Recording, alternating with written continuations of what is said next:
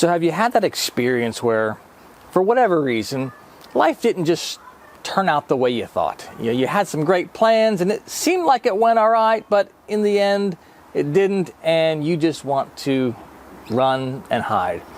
You're embarrassed, you're scared, something like that, and you decide that you just kind of need to hit that reset button, start over, get out of here.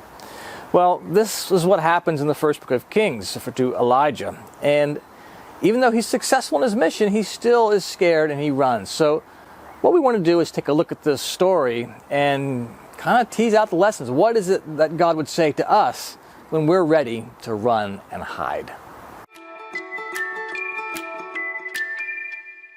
Hi, my name's Todd. Thanks so much for joining me. So it's an interesting story because I think we've all had that kind of experience, right? We're doing the right thing, we're not cheating on our spouse, we're not stealing, we're not lying, we're basically successful in life. And yet, for whatever reason it is, we're not happy. And what I want to show you is in these two chapters of Kings that these are symbolic of those kind of things in life, where we have kind of a mental side to our life, but we also have a heart side. And we can have temptations and challenges that are kind of outside of us. Do I push that little old lady down the stairs or do I not? Do I resist that temptation?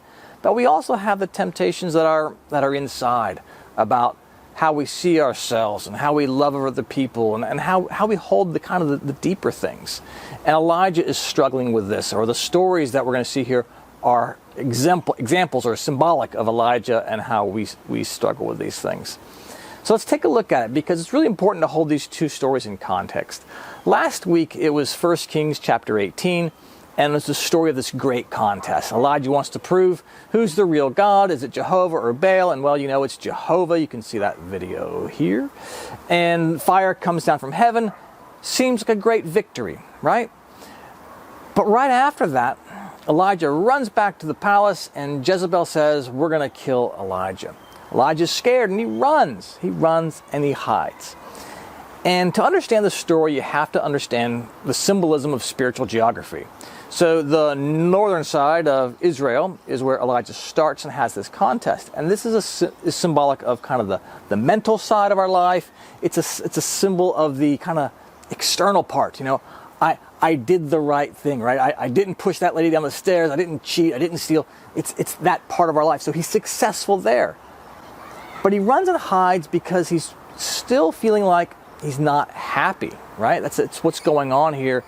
Things didn't turn out the way he thought. He kind of probably thought that, this was going to be the moment of like the Red Sea, where Moses and the children of Israel wipe out the Egyptians. Or God wipes them out, but you get the point. And so it didn't go that way. Baal's guys are still in charge. Jezebel and Ahab still rule. So he feels like a failure. So he runs and hides. I'm not happy. I didn't do it. I'm the only one left serving you, Lord. It just didn't work.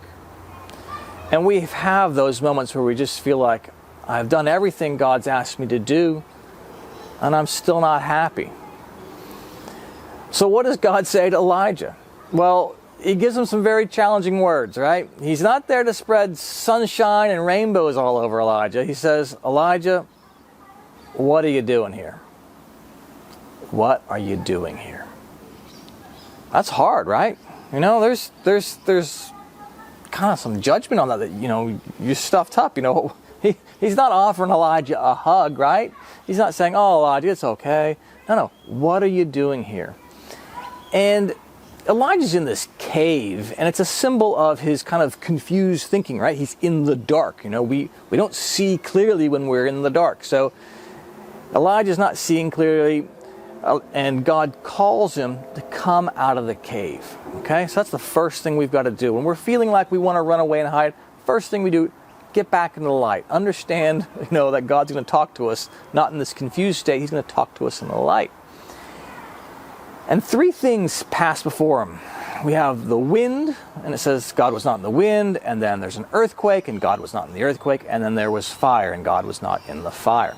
And a lot of people don't seem to understand what these three things are about. You know, I saw one person saying, oh, this is God trying to show that he's even more terrible than Jezebel.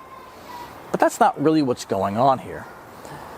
The wind, the fire, and the earthquake, these are pictures of external events saying, in essence, your happiness, Elijah, isn't going to come from outside. You know, the fire, you know, love, some transcendent love isn't going to come into your life and just change it, right? An earthquake, you know, shaking things up isn't going to change it. If you change your job, you change your spouse, you get a new car, you get a new house, whatever, those things aren't going to change it. This wind, something that's going to break rocks, you know, some sort of foundation-changing wind, that's not what's going to make you happy. What God's saying is, what's going to make you happy, where you're going to find me, is in a still, small voice. That's where your happiness is. You got to find it on the inside. We have to kind of get right with God. We have to change our understanding of our relationship with God. Elijah feels like, oh, hey, nobody else is a prophet. You know, nobody else worships you. I'm the only one left. God's like, no. You've had your job. You've done your job. You've been good at it. And now you're going to go do some more work for me. And so Elijah needs to realize is that he needs to not be kind of dependent on the outcome. He needs to be dependent on doing what God says. And God says, you got to go do these things. And as long as you do those things, you should be happy. You have done the will of God. All right. Good job. Thumbs up. Way to go. Attaboy. So if that's the case, if you've done what God says, why are you here? Why are you here moping in this cave in the dark? Why did you come down here? Because really you should be quite fine. Why are you here?